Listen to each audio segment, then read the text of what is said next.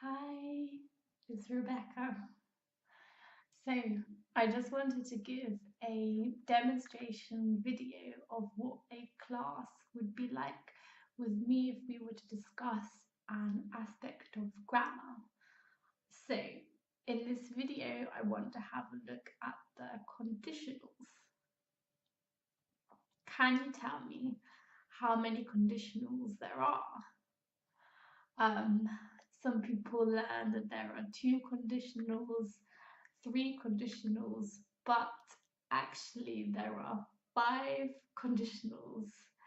That's so many conditionals. It's so many.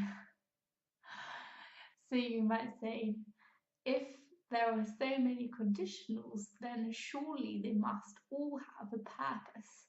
What does a conditional do? So, a conditional describes a situation and what the consequences of that situation would be if all the conditions are met. So let's have a look at the second conditional. A second conditional describes a hypothetical situation, a situation which isn't real now, but could be real maybe in the future. Let's have a look at some examples. If I had money, I would buy a car. If I had more time, I would travel the world.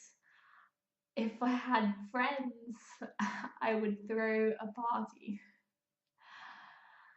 So, how do we form a second conditional? Well, it's very easy. Let's have a look. Let's have a look at the first example that I gave. If I had money, I would buy a car. So, how do we form this conditional? We have 2 separate parts of the clause. One indicates the situation and one indicates the consequence. Usually the part which starts with if indicates the situation and the part that starts with I would indicates the consequence. The sentence can start either with the consequence clause or with the situation clause. It doesn't matter. Now, in order to form the situation part of the clause, you would use if plus the subject plus the past plus the object. This is the basic scenario. So let's put this with our example. If I had money. If I had money. So notice that here the verb have we have changed to the past form, had. Now for the consequence part of the structure. I would buy a car. I would. And then the infinitive of the verb buy and the object, a car.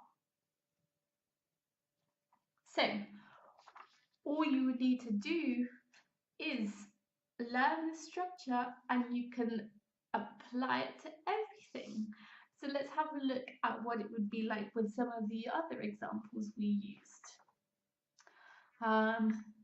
If I had time, I would travel the world.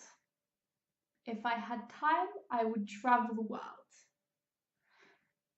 If I had friends, I would throw a party.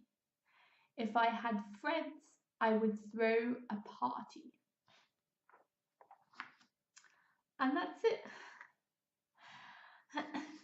So, if we were in class, I would ask, Do you have any questions? Is there any aspect that wasn't clear? And then we would practice some of the structures. If I had money, I would buy a green Aston Martin, dark green. Yes. If you had money, what would you buy? If you had more time, what would you do? Do you have friends? Would you invite them to a party?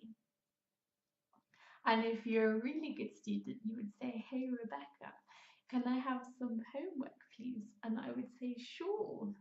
And you could practice the structures and learn and repeat them. And then the next lesson, you would be able to say, "Wow, Rebecca, look how much I have learned."